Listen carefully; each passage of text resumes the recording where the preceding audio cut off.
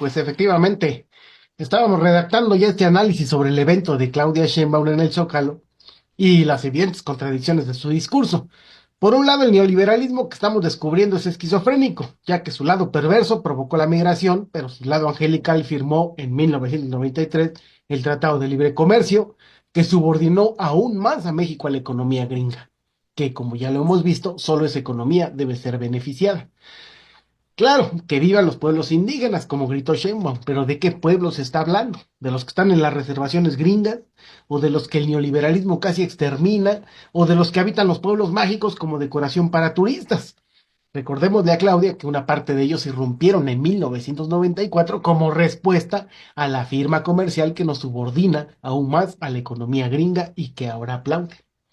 Pero no hay nada que no nos enseñe en los momentos de crisis. Al contrario, en estos momentos la verdad empieza a asomarse desnuda, aunque el PAN quiera vestirla de Xóchitl Gálvez, el PRI con vestido tricolor y Morena de guinda. Entonces, según el discurso maniqueo, que no es lo mismo que dialéctico, el neoliberalismo es malo cuando la socialdemocracia necesita a quien echarle la culpa, pero ya es bueno cuando necesita justificar su blandenguería y debilidad política ante el poderoso del norte, que aunque en franca decadencia, aún nos amenaza.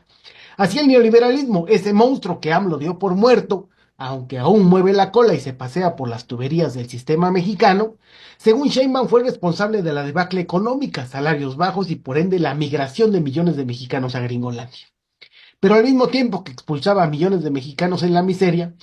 es un orgullo para Claudia porque impulsó el Tratado de Libre Comercio que nos subordina a los gringos y por el cual estamos ensartados, al convertirnos en una economía dependiente de las necesidades materiales, energéticos y de mano de obra barata para los gringos. Ya sé que muchos me dirán que Claudia no quiso decir lo que dijo, que es mi mala interpretación obnubilada por el radicalismo, y sigue hablándole no al pueblo de México o al pueblo norteamericano, sino al trompas,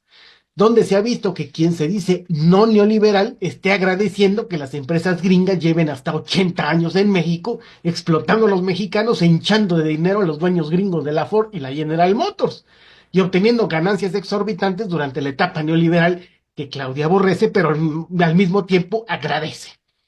Ese discurso contradictorio del agradecer el periodo del desarrollo estabilizador y la transferencia de bienes y tecnología, además de convertir a México en una atractiva zona de inversión, para no decir explotación por parte de los intereses norteamericanos, pero debemos recordar que este periodo aplaudido por la presidenta es el periodo que generó la matanza del 68, la insurgencia de ferrocarrileros, médicos y trabajadores, los grandes crisis económicas, la insurgencia guerrillera en México y la guerra sucia de los años siguientes, sobre cuyos cadáveres y desapariciones Morena consiguió el poder. Ahora resulta que el humanismo mexicano es un trastorno de amor-odio freudiano con los gobiernos del norte. Y a pesar de que los gringos nos quitaron medio territorio invadiéndonos, hay que aplaudirles que hayan logrado que nuestras economías estén integradas, para no decir subordinada a la de ellos, y que seamos potencia económica, solo en venta de aguacate para el Super Bowl, y de niños pobres para trabajar en las tierras del gran patrón. Pero bueno,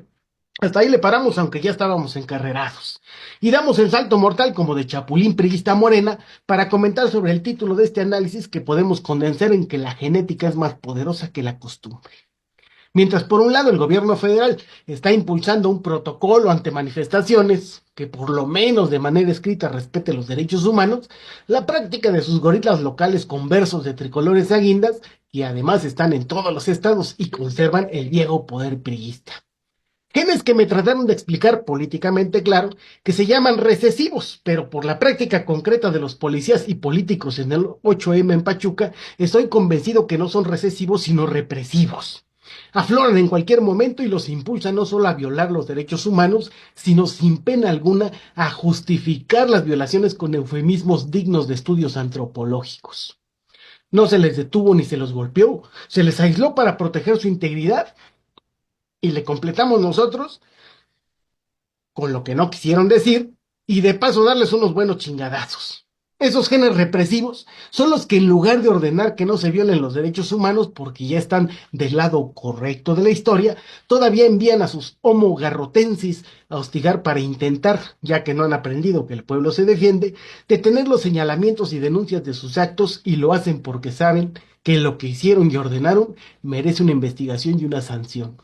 Así que, como lo hemos hecho siempre, ante un ataque en nuestra contra, los hacemos responsables de cualquier cosa que le suceda a cualquier integrante de nuestra organización de derechos humanos, el Comité Cerezo México, y extendemos la condena a quienes, en su pragmatismo político y sabiendo el origen genético de esta especie política, se callan y no actúan. Así que, estimados lectores o escuchas, ya saben, si no quieren que el barco socialdemócrata se vaya a la deriva, se pierda y se convierta en el barco fantasma del PRIAN, que ya hacia allá ha enfilado su rumbo, no le aplauda a los empresarios patriotas que quieren que México siga igual para que los empresarios patriotas del norte no los conviertan en sus esclavos y para que mantengan nuestros empresarios patriotas a los mexicanos como su propiedad única y exclusiva para seguirnos exprimiendo. No le aplauda al desarrollo estabilizador que provocó la matanza del 68 y la guerra sucia de los años 70 y que además también contribuyó a la guerra iniciada contra el pueblo de Calderón. Guerra que amaina pero aún no termina. No le aplauda al Tratado de Libre Comercio que nos convirtió en esclavos legales de los gringos y no justifique el actual del gen represivo de los homo garrotensis, aunque hayan ganado por las siglas de Morena.